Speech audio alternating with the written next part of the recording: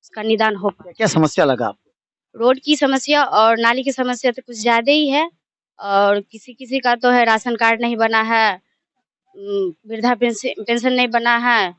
जनता के बीच जो है अच्छा कैंडिडेट बनने का कोशिश कर रही हूँ। करना है तो बिना आप राजनीति में आए हुए, बिना एक पद लिए हुए नहीं कर सकते हैं। क्योंकि बिना संवैधानिक पद के बहुत सारी योजनाएं हैं जिनका तरीके से आप क्रियान्वयन नहीं कर सकते हैं।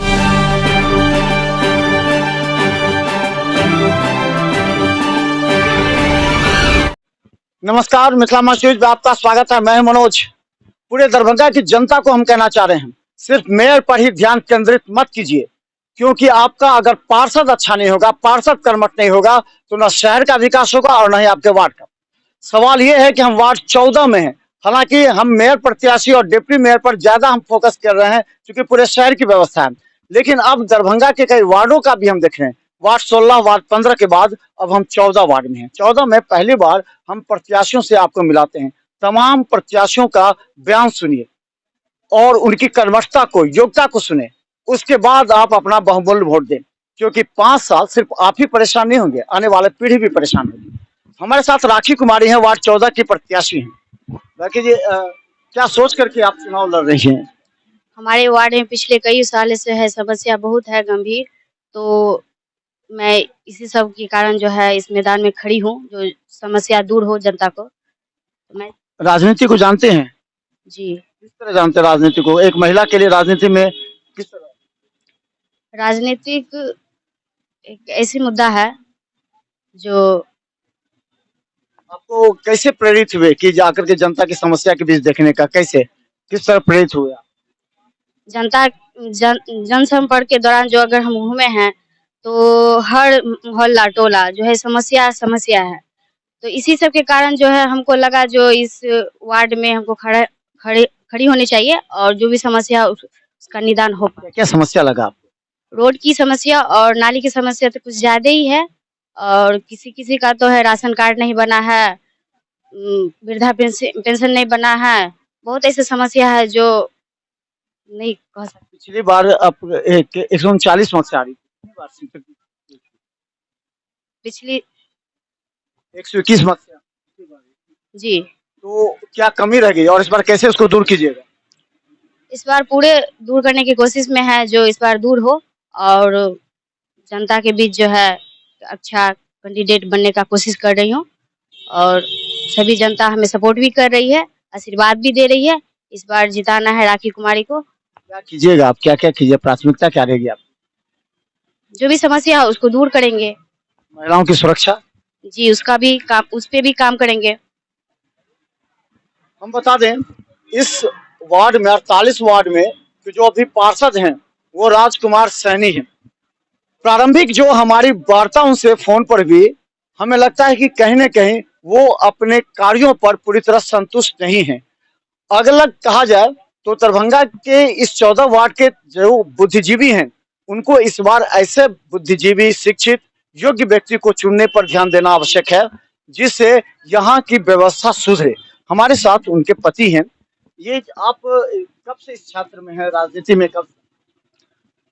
जी, राजनीति जो भी राजनीति होती है स्थानीय स्तर की या आपको पॉलिटिकल पार्टीज की, उन सब चीज़ों में मैं पिछले 20 साल से सक्रिय रहा हूँ। तो मैंने देखा है कि अगर आपको अपने जनता के लिए, अपने समाज के लिए अगर कुछ बढ़िया करना है, तो बिना आप राजनीति में आए हुए, बिना एक पद लिए हुए नहीं कर सकते हैं।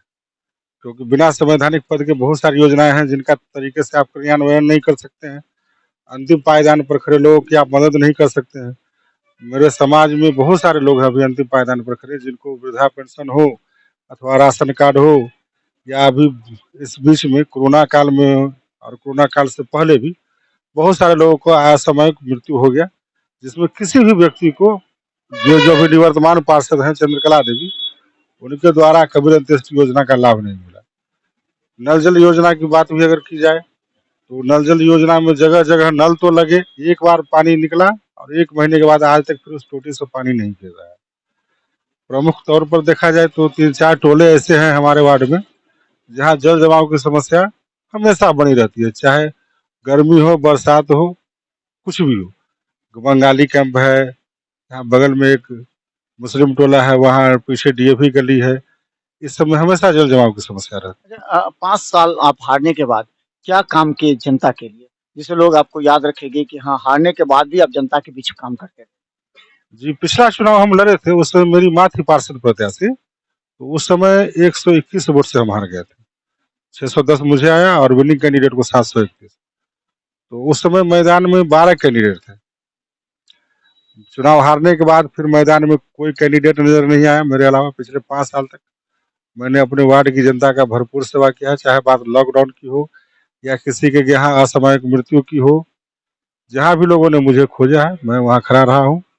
मेरे वार्ड में बहुत सारे छात्र छात्राएं हैं पढ़ने वाली, जिनका कभी-कभी आर्थिक इस विपन्नता के कारण समय पर ना तो उनका एडमिशन हो पाता है और ना ही वो एग्जामिनेशन फॉर्म भर पाती है, जिसके कारण वो उनका बहुमूल्य समय बर्बाद चला जाता है। तो अब अगर वो जनता मेरे उन सब कामों का मेहनताना देकर मुझे विजय बनाते हैं।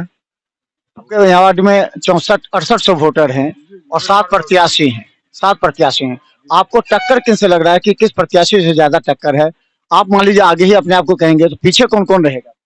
नहीं, टक्कर किसी से नहीं है, ठीक है। एक तरफा विजय श्री जो है सो तय है। बाकी अगर किसी भी प्रत्याशी का टक्कर होगा तो वो मुझसे होगा, ये वो लोग जानते हैं। क्या आप ये चीज हमने पहले ही कहा था, ऐसे प्रत्याशी को चुनिए जो 12 बजे रात में भी आपका टेलीफोन कॉल्स उठाए, जो प्रखंड से लेकर के नगर निगम से लेकर के आपको थाने से लेकर के आपके लिए हर समय कंधे से कंधे मिलाकर खड़ा रहे, आपकी समस्या का निदान करे।